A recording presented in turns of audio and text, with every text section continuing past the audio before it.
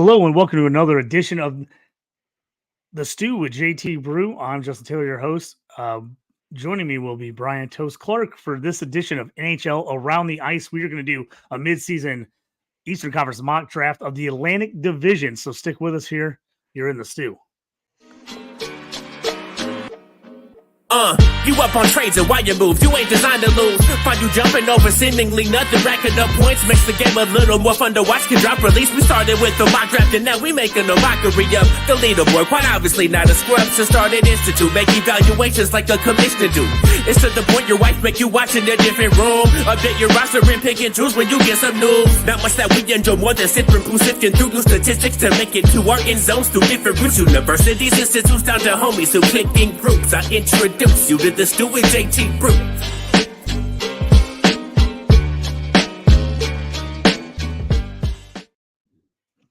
Hey Toast, how you doing? We're going to go over the Atlantic Division. How was the New Year's? Absolutely great, JT. I was lucky enough to go to a New Year's Eve wedding. That was kind of fun. So I'm glad that hockey is kind of back in full swing now after the holidays. We're getting a lot of Tuesday, Thursday, Saturday games. And for those hockey managers who are really looking to maximize their starts, you got to be looking for those Monday, Wednesday, Friday, Sunday starts. So, but yeah, absolutely, JT. We've had a little bit of technical difficulties tonight. I think we're past those. We're ready to go ahead and do our mock mid-season draft as it pertains to the Atlantic Division. Yeah, so let me kind of set it up here for all the listeners. This is our second in the series. We're doing the Atlantic tonight. So we're going to go through, me and Toast are going to switch back and forth, drafting guys on basically where we think about them fantasy-wise, their value, who we want on our team at this point in the season, midway through the year. We're going to build 23-man rosters, consist of 4 lines, with 6 defensemen, 2 goalies, 4 bench spots, kind of get you guys set up. Toast is going to get the first pick. I'm going to get the second pick of this one. A little scoring breakdown, kind of how we looked at it as far as, how guys know the value in our mind. We went with 4 points per goal, 2 points per assist, 2 points for a shorthanded goal. Game-winning goal is an extra bonus point. Hits 0.25, blocks 0.25. Goalie wins are 3 points, saves are 0.1, and goals allowed is negative 0.5. So Atlantic Division, Boston, Buffalo, Detroit, Florida, Montreal, Ottawa, Tampa Bay, and Toronto. We're going to ignore minor injuries right now when we're doing this. If somebody's nicked up right now, we're not going to take that in consideration. Obviously, guys that have, huge major injuries, we'll discuss that a little bit. But Toast, let's bring it up here. A lot of talent in this division. Let me bring up the board for everybody so you guys can see it. And here it is. This is kind of a breakdown. You can see here guys that we drafted, where we took them at, what round they went in, all that good stuff. And so we'll kind of break those through as we get down. Toast, why don't you get us started off since you had the first pick in this Atlantic Division mock draft? Yeah, JT, and what I'll say before we really get started in the draft is we did the Central Division last week. And man, does this Atlantic Division, they have a lot of depth in this Atlantic Division. It really, I would say the way we drafted and the way we actually approached this draft was slightly different. I would say, our lines 1, 2, and 3s are really stacked, really stacked as comparison to last week. But I started off this draft and having a number 1 pick, it was really easy for me to come out and actually get Austin Matthews and center my top line. And I really want to go heavy on goals. But 2, I knew that there was 2 really elite right wingers out there. So I knew that I could have either one of them. And I decided to go ahead and get Matthews to at least win that position in my mind, knowing I could at least have one of those 2 right wings who I felt were the second and the third best players in this draft. Yeah, and in case anybody's looking at the screen trying to kind of break it down, we didn't do it in draft order. So in case you're looking at the screen trying to figure out kind of where we're looking at, Toast's team is on the left on the screen. And if anybody listening on a podcast, we'll read it out to you in case you're not watching on YouTube. On the right side of the screen is my team, JT's team. And if you look at the number next to the guy, we basically broke it down in the red is our first line, green is our second line, Light blue is our third line. Purple is our fourth line. Then the kind of orangish brown is our defenders. Then the blue is our goalies, and then the gray is our bench spots. And next to those guys, we have listed in the round we drafted them in. So in case you're following this and you're trying to look at it on YouTube, this will kind of help you follow a little bit where those guys were picked. So Toast started things off. He took Matthews from Toronto Maple Leafs with a number 1 overall pick. I came back. It was between, like you said, the 2 stud right wingers for me was gonna be Pasta or Kucherov. I think Kucherov is just playing out of his mind this year. I love what he's doing. Pasta's having a great year too, but for me, Kucherov was the guy. So I got that number 1 right winger, and he was my first round pick. Toast, came back, took Pasta in the second round, and I came back and matched it with, if anybody listens to this, they know one of my favorite guys is William Nylander. He's been a spark on the other side of Matthews for the Maple Leafs. So I came back and I took in my first line, my left winger, I took Nylander as my second pick. And then you jump back as we kind of took some of these high-end teams. We wanted all the studs. You came back with Stamkos in the third for your left winger on your first line. And then I came back and actually jumped to my second line in the third round with Brady Tkachuk from Ottawa, and then refilled out my fourth line with Dylan Larkin for the Red Wings in the fourth. You took Barkov from Florida. So let's discuss some of those guys and some of those picks. Yeah, so JT, when we come out of the gate and I go Matthews as my center 1, and you go Kucherov with your right wing 1, and then I come back with Pasternak for my right wing 1. So I got Matthews, Pasta, and you got Kucherov. You come back with Nylander. Those 4 guys right there, those are players that I believe that are in a league of their own, especially this year and maybe moving forward or not. But that is the tier 1 of players right there. So it was pretty easy for us to kind of go back and forth and kind of throw some punches there back and forth. But really after that, then that's when the draft got a little interesting. And I come back in the third round of the round off my top line with Steven Stamkos. Okay. So I decided I was going to go ahead and go a little goal scoring heavy. I really want to emphasize goal scoring. You'll kind of see that throughout here. And you get Brady Tkachuk, who's probably my favorite player in the NHL. I mean, just does a little bit of everything, a great pick. And you're getting Larkin in the fourth round, and I get Barkov in the fourth round. I'd say our teams are pretty even at that point. But if you look at my top line in comparison to your top line, traditionally, I'm going for those guys. Matthews and Pasternak both actually can score 60 goals in a season. Stamkos has actually scored 50 goals in a season before. Nylander, Larkin, and Kucherov, those guys are steady Eddie. I would say that they actually get goals and assists. They're a little bit more balanced, So that was kind of my thought going into this, is I really want to load up on those goal scorers. Yeah, I thought so too. I thought you definitely had the goal advantage as far as as guys that can really put the puck in the net. My guys can do a little bit of everything, and I like that. I had to get Larkin. I loved getting Larkin in the fourth round for me. Thought about going him in the third. I know you like Brady Tkachuk, so I knew he was coming back. So I'm like, I got to get Tkachuk right now if I'm going to get him. And when the little bit of hits, obviously, if you're in a bangers league, that counts more points for hits and blocks. Tkachuk's going to be up there even farther up the list for you, depending on how many points you're scoring for that. But I thought loving him as my second line, third wing, left winger. And then we came back. Again, you got Barkov. I came back and got Point for Tampa as my second line center, who I loved. Then I also got Reinhart from Florida as my right winger on my second line, who's just been absolutely on fire this year. You added Marchand in the fifth, and Marner in the sixth. And then when you got Marner in the sixth, I thought that was a great pick. I love that there. Yeah, I was pretty surprised to see Marner there in the sixth. But then again, I really think I may have made a mistake by taking Stamkos so early as well. I mean, in my mind, they're going to put up equal statistics from goals and assists if you combine them together. But again, I'm really going high on that goal scoring there. JT, I really like what you did with Reinhart, getting him in the sixth round, even after I actually took Marner. Reinhart is a guy I expected to fall off. Now, I think in about 3 or 4 shows ago, I was like, you know what?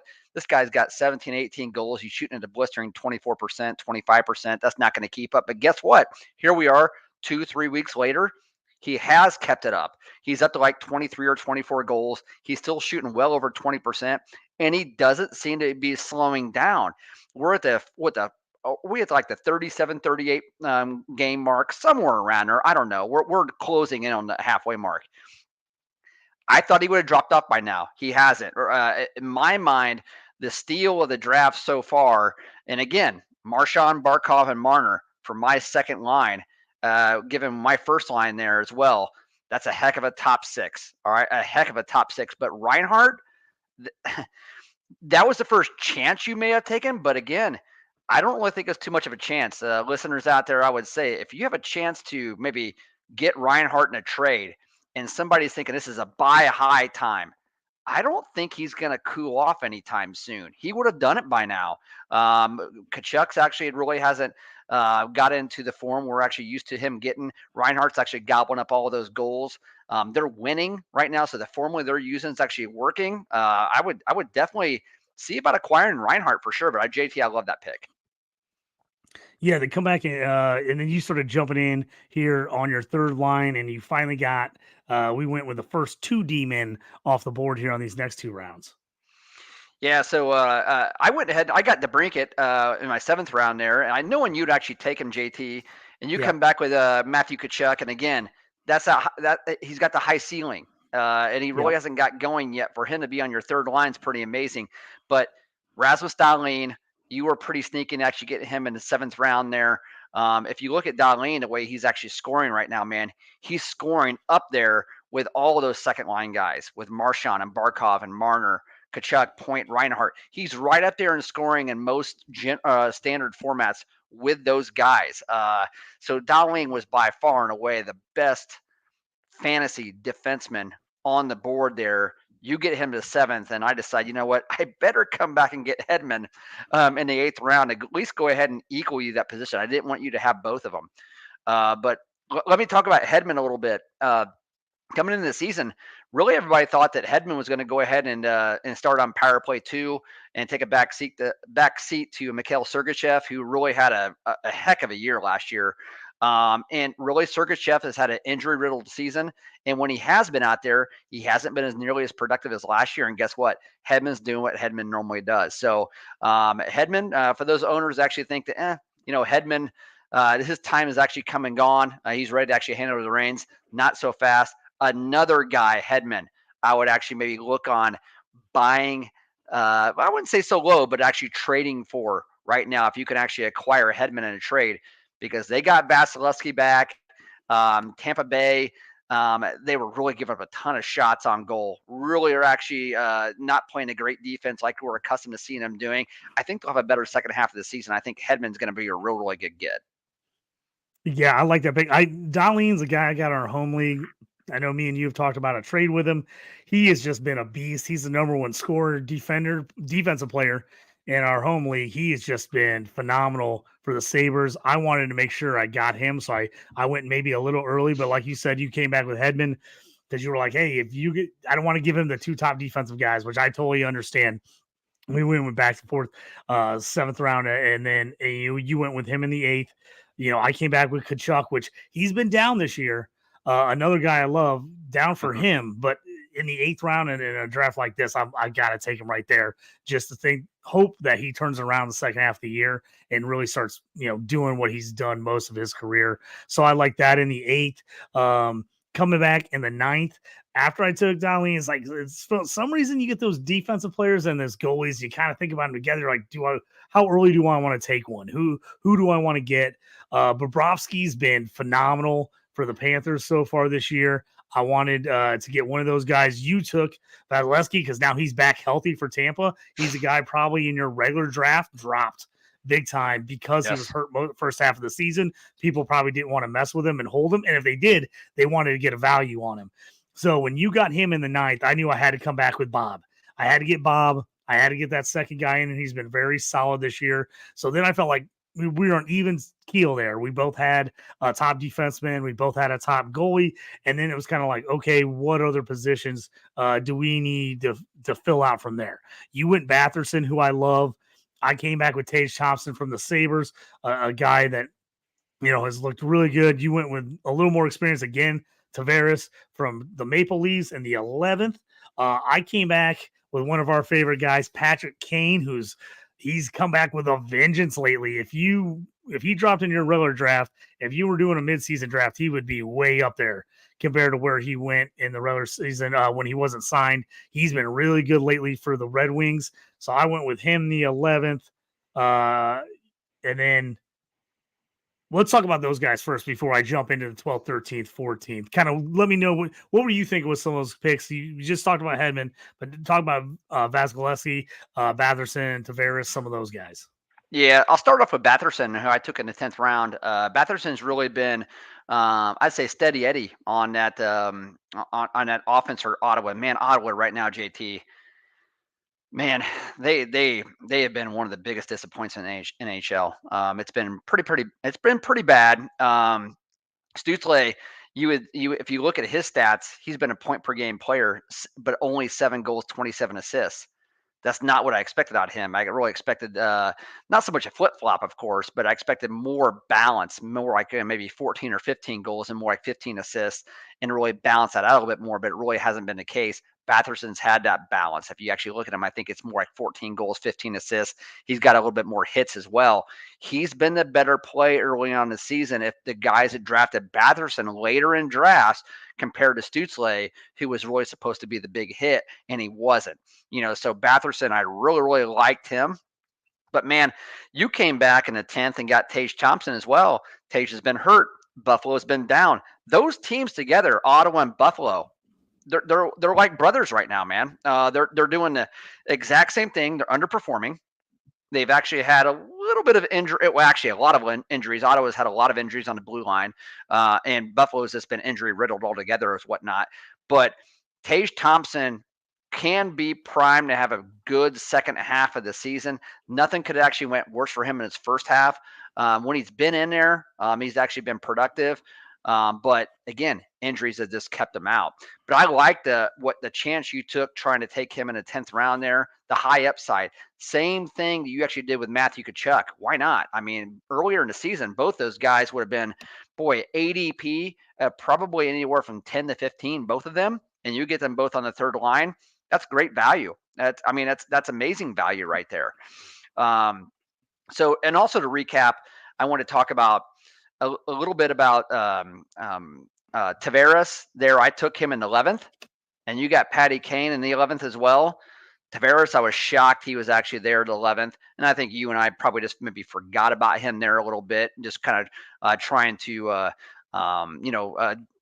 target positions at this point. You already had Warwick, and you already had Point as well. And I got Tavares in the 11th. And you know what? Honestly, Tavares may be just as good as Barkov that I took at the 4. So it's kind of funny how these head-to-head drafts go. And again, we understand these are pretty unorthodox drafts the way we do it. But JT, before I hand this back off to you, I want to talk about Patrick Kane a little bit. Kane, everybody thought that since Kane and his age and everything else, I believe he's 34 years old, 33 or 34 years old. And coming back from that hip surgery that really a couple other players have had, and quite frankly, when they come back from those, they have not been productive at all. They forget that Patrick Kane is the best American-born player who ever lived. And since he's been with the back with Detroit, he has been a point-per-game player. He has started to actually score goals as well. He's putting the puck on net. I think he's already up to 50 shots on goal, somewhere around there. Kane is a guy who's playing like a top 25 player right now at his age. And if anybody knows Kane, being a Hawks fan, I actually know him as well. He works harder than anybody. I mean, so again, that can be another guy that you can go out and try to get in drafts and try to acquire, maybe give somebody who's maybe overperforming a little bit. Put it this way, JT, if you could end up giving up a guy like Frank Vetrano, who's got, having a career season for Patrick Kane, I'd do that right now in an absolute heartbeat, even though Vetrano is having a heck of a season. It doesn't matter because Patrick Kane, I believe, will outscore Vetrano the rest of the way. And a lot of fantasy owners may not realize that. Yeah, Kane so far, 6 goals, 7 assists, 13 points in limited action since coming back. He's only played in 14 games. I mean, there you go. I like most people thought, okay, I still think he's got talent. I still think he's going to be good. I didn't expect him to come right back and be this good right away. I thought it was going to take him some time to kind of really get it together, get his legs under him, feel through the injury. But man, he has looked way better. It's looking like a fantastic signing so far for the Red Wings. Yeah, it really is, and I know we won't sit here and harp on this a little bit, but I think everybody just needs to understand that when you're dealing with greatness, and he is truly great, he's different than everybody else. And I think a lot of people forget that, especially at his age, thinking, well, he's older, he's not going to be as productive. I can tell you right now, you can go ahead and take it to the bank on this podcast. Health aside, and again, Kane doesn't actually carry a lot of weight on his frame. He should actually be fairly healthy for moving forward here. He has 4 to 5 really good years left in him. Mm-hmm. And anybody that thinks any different, again, just didn't watch Patrick Kane for a decade like I did, and the dedication he actually puts to his body. He is in the best shape of anybody, and actually puts to the game. He's always the first and the last player off the ice as well. And every skate that is optional, he's there. I guarantee he's actually there. It'll be interesting to see next year with that 3-year deal Kane signed on what type of leadership he has in that locker room, and if he wears the A. I don't imagine he's going to take the C away from Larkin, but I would imagine he's definitely going to be an assistant captain. There's no doubt. Yeah, he's been great so far. I came back in the 12th. I went with Nick Suzuki from Montreal. They've actually been better than I thought they would be. They've had a little more offense than we maybe were expected. Yeah. He right now sit with 12 goals, 22 assists for 34 points on the year. I was looking at it, trying to fill out my line. I was like, hey, it's the number one scorer on a team. I got to get him in my lineup. So he's one guy kind of as we're going through, we're falling. I'm taking some of the high upside guys. Then we think about some of the older players. Now I'm like, okay, who are we missing? Oh, Suzuki, a guy on the Canadians that nobody's thinking about. So I came back, got Suzuki in the 12th. 13th, I had to go with Lucas Raymond from Detroit. Again, one of I'm a Red Wings fan, and I tell everybody that, take that with a grain of salt on some of these drafts. And sometimes I'll take my guys a little earlier, but I love what Raymond's been doing this year. So I liked him in the 13th, and then went back to some of that experience with Giroux from Ottawa in the 14th round. Yeah, so JT, you got Suzuki, Raymond, and Giroux.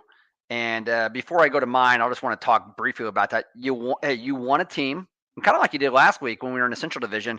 You actually won another team there, but you won that team. You got Suzuki. You got the best player that they have to offer for a third line center, Lucas Raymond. It'll be interesting to see JT, because Raymond's having a great season so far for the 21 or 22-year-old he is.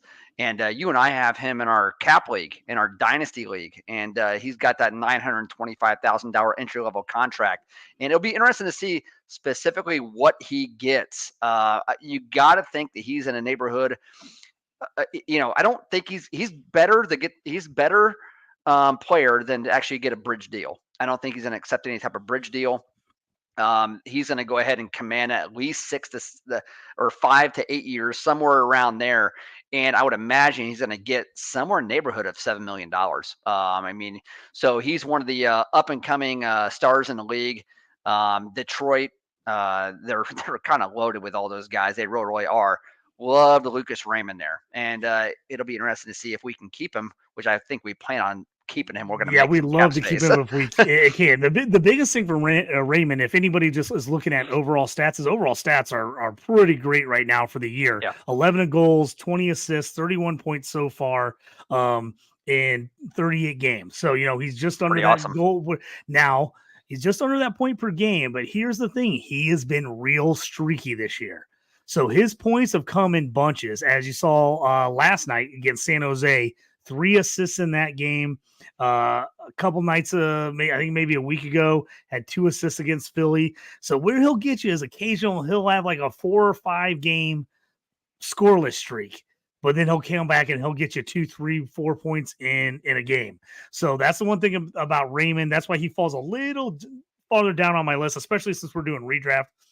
Yeah. Obviously, Dynasty, he's farther up my list big time with the age and everything he's got ahead of him at 21 years old, especially if the Red Wings can keep him. So that's why he falls a little farther. But man, yeah, I've loved what I've seen out of him. You're gonna get a little hit and miss with him, but man, he's gonna put some big games together for you. Yeah, and in comparison, JT, to your 12th, 13th, and 14th, so you already took Suzuki, Raymond, and Giroux. I went ahead and took Verhage.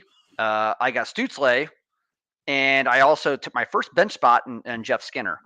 So I think the big story here is Stützle. Stützle was in most formats a top 20, 25 player, and really he just, again, it hasn't been bad. If you look at him, he's got, I think, 7 goals, 27 assists, 34 points in like 37 games. He's near a point per game player, but he was 91 points last year in 82 games. And he had, I think, 35 goals, somewhere around 50 assists. I mean, you expected him to either equal or stay or even exceed that. He just hasn't done it. And again, I think you just attribute that to Ottawa's just been, they don't. I don't know what they're doing. They have no direction. They switched the coach about 2 weeks ago. They had a little bit of a nice start with that coach. No, that hasn't really worked either. They got a ton of young talent, and overall, let's just face it, they're young. They're a very young team, a ton of talent. They're even their superstars, like Kachuk and Stützle. They haven't been in the league that long, so they even have young leadership as well. I think Giroux is a great addition there, but they just need a little bit more. They're just young everywhere, and their goaltending, of course, hasn't helped them at all. I took Skinner, and I at the 14th of the first bench spot because I really wanted to get a guy who really I think he's the best of the bunch right now when it comes to Buffalo players. I mean, he's not the player that Tage Thompson is, but he's been the most steady. And he really is a guy that will get you a lot of shots on goal. He's been pretty good on ice time as well. I think he's averaging over, 18 and a half minutes of ice time. So I liked kind of what I did at 12th, 13th, and 14th round. Yeah, then from there, we kind of jumped in and started filling out defenses for the most part, some bench spots, and then kind of finished up on goalies. In the 17th, I took Olmark from Boston. You came back and took Swayman from Boston in the 18th. Those guys have been splitting time for a team that's winning a ton of games. So even the fact that one of those guys isn't got a stranglehold on the number one job, they're getting enough action and on a team that wins enough that they're doing a nice job getting wins, getting saves. So we kind of split the two Boston guys there. 15th, when Morgan Riley from Toronto Maple Leafs, then my guy Sider from Detroit in the 16th. Then a couple more guys. I got Chicharon from Ottawa, 18th. I always butcher his name. Save me with him. I always butcher his name. Yeah. You got Chikrin, you got Gossespierre there as well. You. Yep. Gossespierre, yep. Well, and JT, if you look at your defensive core with Dahlin and Riley and follow with Sider, and I could have Hedman, McAvoy, and Matheson. Those two there together are pretty even, but your bottom three with Chikrin, Gossespierre, and Sergachev are way better than my Wallman, McCabe, and Sanderson. All right, they are. I'd say overall, you wanted defensive spots. I think last week you actually wanted defensive spots as well. And if you think about it, the majority of the time that you and I draft together in our home league, you like going defense, and getting those guys that still will actually, pepper the net with shots on goal. They get a ton of hits and blocks as well, and they have all those peripherals that really will just kind of average out the player and balance out the scoring, and they're safe, right? I mean, so that's kind of the way you went there. And you got Bobrovsky and you got Olmark as well. So your defense and goalies look pretty darn good. I'm a little top heavy, probably just like last week. And you actually have a little bit more balance there with the defense and the goalie core. Yeah, I tend to like to go with a little bit steadier defensive players. I know you really don't mind playing the waiver wire with those guys, dropping some of your low-end D guys, picking up a guy, getting some extra games in, playing that way. I like to kind of have my set guys at the top there where I know I'm just going to play those guys every week. I don't have to worry about them. I know they're going to give me something. So I think it's just different strategies on how you like to do that. I typically do that in a lot of our leagues where I think you typically don't go defense until you feel like you have to. And you feel like, hey, if I can win at the other positions, I don't need defense as bad. Yeah, JT, I think if listeners out there, it depends on the league and depends on the scoring and the format on kind of how you're going to go in certain drafts. And I know it's a little odd. We're still talking about drafting at this point in the season and whatnot, but nevertheless, a lot of people can use this conversation here we're having to really dictate what trades they may want to seek out, right? So if we're talking about redraft, it's really kind of like, who do we like? Who do we want right now? And that's kind of what we're doing. But I sent out a text to our league because I was very frustrated after I went on that trade frenzy I did about 3 weeks ago, where I just made 5 trades in 24 hours. But I think I said in text thread, I said, I'll never deviate from what I normally do usually. And what I normally do is go forward heavy, and I actually round out my defensemen with bangers who actually get hits and they get blocks, and they'll actually guarantee me maybe 3-4 points a night, and I will actually then work the waiver wire for goalies. And I deviated from that this year, just thinking, you know what, I want to try to go ahead and try something a little bit different. I'll never do that again.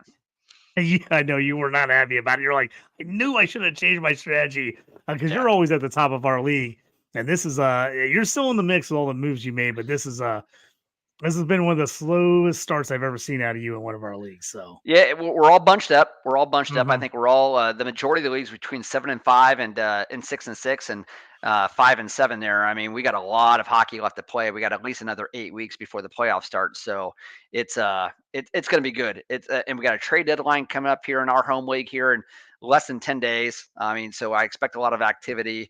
It'll be really interesting to see what people do here in the next 10 days, and what they do now or what they don't do is going to go ahead and dictate how the rest of the season is going to go. Toast, why don't you go as we've kind of got through here? We're on our last couple bench guys. You took Hagel from Tampa Bay in the 16th, Tuke from Buffalo in the 19th. I rounded out my team with Middlestat from Buffalo in the 19th, Norris from Ottawa in the 21st, and Rodriguez from Florida in the 23rd. Why don't you read down your lines for anybody who's not watching on YouTube, can't see the list? Why don't you go ahead and read through your lines 1 through 4? Yep, great idea, JT. So my first line in the Atlantic Division is, and I'll go left wing, center, right wing on all of these. All right, so I got Stamkos, Matthews, and Pasternak at line 1. I got Marchand, Barkov, and Marner line 2, and I got DeBrincat, Tavares, and Batherson line 3. Again, that's where the drop off starts. All right, for both of us. And my line 4 is Verhage, Stutzle, and Cole Caulfield in round 17. JT, why don't you go and do your first 4 lines, and we'll actually switch over to defense. Yep. So I started things off going same thing as Toast said, left wing, center, right wing. So I went with Nylander from the Maple Leafs, Larkin from Detroit, and Kucherov from Tampa Bay. My second line was Kachuk from Ottawa, Point from Tampa Bay, and then Reinhart from Florida as my right wing. Third line, I went Matthew Kachuk, the other Kachuk from Florida, as my left winger, Suzuki from Montreal as my center, and then Tage Thompson from Buffalo as my right winger. And then my fourth line, finishing out, Lucas Raymond from Detroit as my left wing. Giroux from Ottawa is my center, and then Patrick Kane from the Detroit Red Wings. He finished things out for me on my front 4 lines as my right wing. I would say that your our first and second lines are pretty even for the most part. I would say you won that third line, and also I'd say you. Well, you know what? Maybe I won that third line with DeBrincat, Tavares, and Batherson versus Kachuk, Suzuki, and Thompson. But again, Kachuk and Thompson in the beginning of the season would have won. All right, they Yep, just have I think underperformed you right now. got the I think I've got the high upside on that third line, but I think if Yes. you go today with the way the guys are performing right now, you have that third line right now. Yep, and I would say that fourth line, we're pretty even. We're pretty Mhm. even. Verhage is a high goal scorer. He's not going to get you a whole lot of assists. He's going to shoot the puck a whole lot. He'll score in bunches there in Florida. We already talked about Patrick Kane and Lucas Raymond in detail as well. So I really think we're fairly even on the fourth line. I would say that maybe I have the slight advantage when it comes to forwards. Just Mhm. slight though. If I actually got a 9 out of 10, you got an 8 out of 10. I mean, you're so. But we talked about with defense, and I'll go ahead and list my defensemen. I got Hedman and McAvoy on my top pairing. Matheson and Wallman. And I think that's Wallman is where it drops off a little bit. But again, Wallman's been pretty good for Detroit. He'll actually fill out a stat sheet. There's no doubt about it. And I get McCabe and Sanderson as my third pairing there. McCabe is really behind Riley. He's their best defenseman. They got him in a trade from Chicago. I think 2 years ago. I don't know, last year, year before, whatever. I can't remember. But nevertheless, he's been pretty darn good. And Sanderson, again, as we talked about with Ottawa, unbelievably young team. I think they got a lot of talent. I watch a ton of Ottawa games. They just need more experience. That's all. They're lacking leadership. But JT, go ahead and let's see what you got at defense. Yeah, so then I kind of jumped in, got things started off in the 7th round with Darlene from Buffalo Sabres. He was my top defensive line. Then I came back with Morgan Riley from the Maple Leafs in the 15th round to kind of finish out that first line. Then I went with Sider from Detroit, and I always want to call him Chicharon. I don't know why I want to call him that. Chikrin. First, I think I don't know why I always want to call him Chicharon. I do it all the time, and every time I say it, I know I say it wrong. Chikrin. I do it every time. But he's my second liner from Ottawa, Gossenberg from Detroit, and then Sergeyev from Tampa Bay. That was my third line, which I actually was really happy filling those two guys out in my third line. And then goalies went Bobrovsky from Florida and Allmark from Boston. So I know we talked about this. I think I got the defense just because I think my defense is a little deeper than yours. I just think the defense side deeper than yours. Goalies, I feel like we're right there together. Obviously, Vasilevsky coming back from Tampa Bay is huge. Bob has been much improved for Florida, so I think he's a little bit higher than maybe we thought he would be this year. And then we're splitting the Boston guys who are just on a fantastic team, and they're both playing well. So I think we're pretty even there. But, man, the big thing I took away from this, and I know it every year, but man, when you break these down by divisions, you just realize all the talent in this Atlantic. It's crazy. Yeah, the Atlantic definitely is a better division for fantasy players than the Central Division was. We did last week. There's no doubt about it. Now, the Central Division, they got a couple of top-heavy guys, and we talked about with McKinnon, and we talked about guys like Robertson and Hintz and Pavelski. And you got Philip Forsberg and you got Bedard. So I mean, but nothing like this top. I mean, the top 5, 6, 7 guys here, they're combined. They're in another league. So this was a little bit more fun. I really enjoyed this one. JT, as we kind of wrap this up here, before we kind of wrap up and we do our final face-off, kind of like we did with the last week with the Western Division. Who do you like, playoff wise moving forward here? Who do you really like to win this division? If we're talking about non-fantasy, right? Yeah. So we're just talking about, where we're at this year. I mean, this is we knew this was going to be a good division this year. I think it's even more competitive than we originally thought coming in. It's tough not to take Boston with how good they've been. I mean, they just have been so fantastic this year. Obviously, coming off the record-breaking year last year, they were phenomenal. Again, they're sitting right now 52 points there in first. I really they're in the Eastern. So I really like Boston there a lot. I'm probably taking Boston, to be honest with you. That's my guys. I take them to win the division. From there, a lot of these other teams I like. It's going to be close. I think Florida gets in. I think Toronto gets in. To me, I think you get Tampa in there because I just think Tampa is another one of those teams that is just got too much talent not to be there in the end. So in the Atlantic, those are the teams I think are going to make it. Now, the question for me is, I think the Red Wings are just on that line. I think they're right there. The question is, can they keep pace with like the New Jersey Devils and the Philadelphia Flyers? Like that to me is the big question mark for them out of the Atlantic is can they stay with those top 5 teams, top 4 teams, 5 teams in the Atlantic? Can Detroit slide in there? I think Boston, Florida, Toronto, and Tampa are going to do it. I think those teams are in for sure.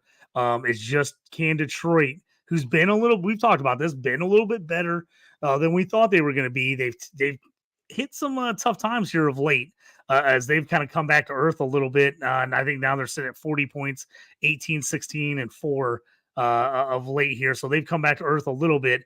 They're still right in that mix. I do think overall, I think they're right there with Philadelphia talent wise. So I think they can get ahead of Philly. I think they can get ahead of Washington.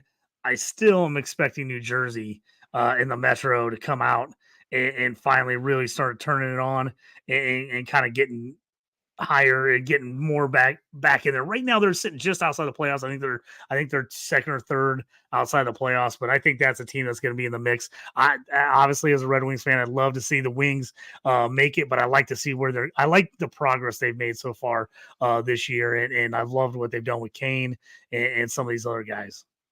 Yeah, it's perfect. That's perfect. And go ahead and mark it down, JT. Detroit's making the playoffs. They'll be a wild card team this year. And the reason I say that is right now Washington and Pittsburgh are in front of them, or tied with them. They're not nearly as good as Detroit. And Washington will just defense you to death, play that slow game where they don't really allow a whole lot of shots on goal. They won't take a whole lot of shots on goal.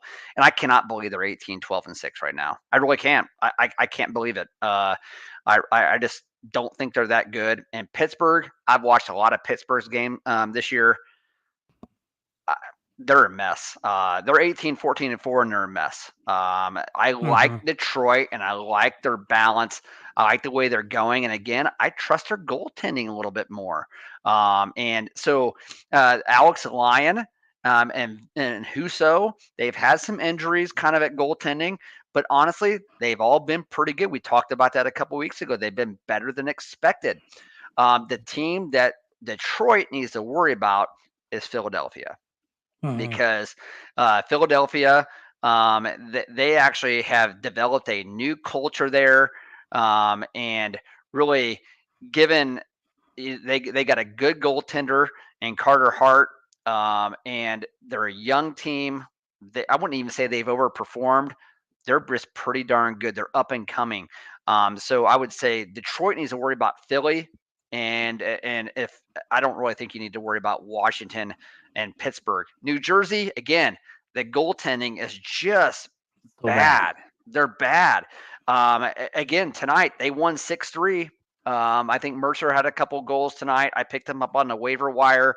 That was super nice. I'm actually going against John McGlynn, our buddy here. Sorry, McGlynn. Picked up Mercer, just trying to maximize those starts with Jersey.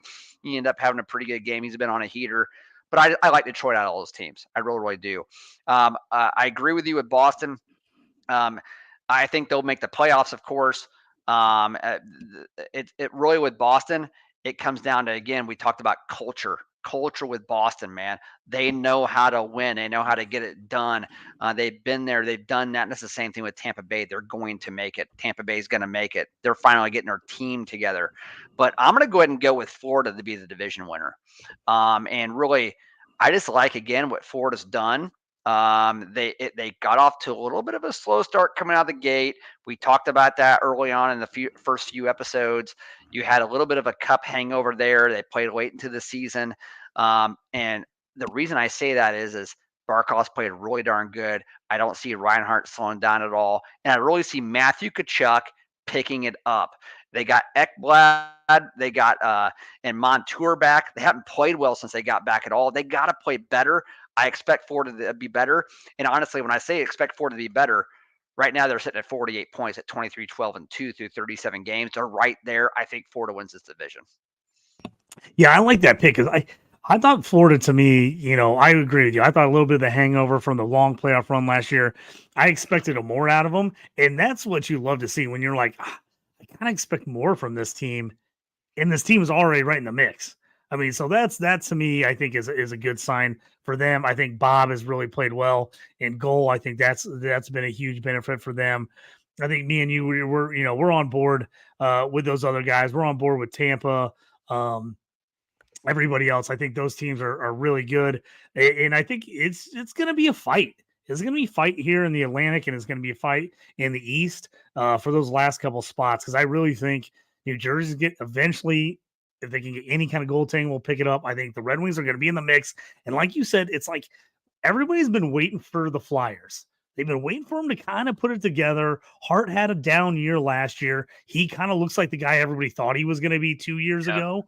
And so I think they're that team. They're like, oh, you kind of forgot about him. And you start looking through that lineup and you're like, this team's pretty talented. And JT Konechny has taken it to another level with that team. A young star in the making with Konechny.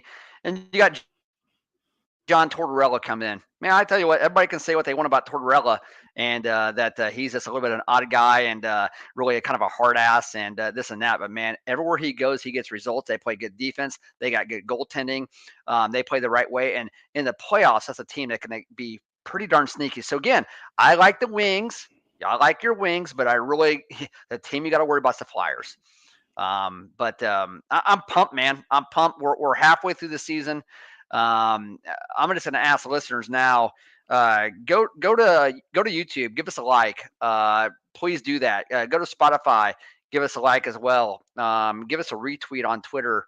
JT, I'm biased. All right. But this is a good podcast. We've had a lot of fun.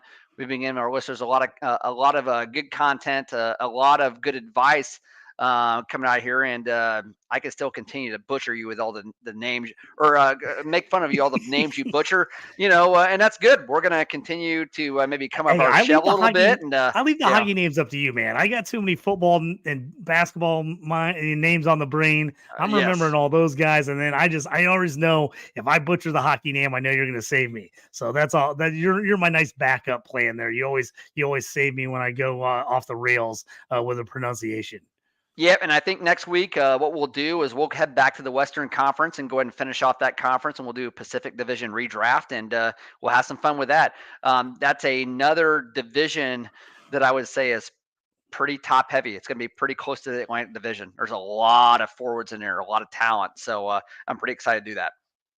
Yeah, thanks everybody for joining us. For Bryan Toast Clark, I'm JT. You've been listening to NHL Around the Ice on the Stew with JT Brew. Go give us that like and subscribe button. Leave us a comment. Ask us questions. Anything you want to know. Future videos, what you'd like us to talk about. We're happy to listen and bring that on. Follow me on the X at JT Orange. Follow Toast at Toast Clark. We'll check you guys next time. Thank you for joining us on the Stew. You up on trades and why you move? You ain't designed to lose. Find you jumping over seemingly nothing, racking up points makes the game a little more fun to watch. Can drop release. We started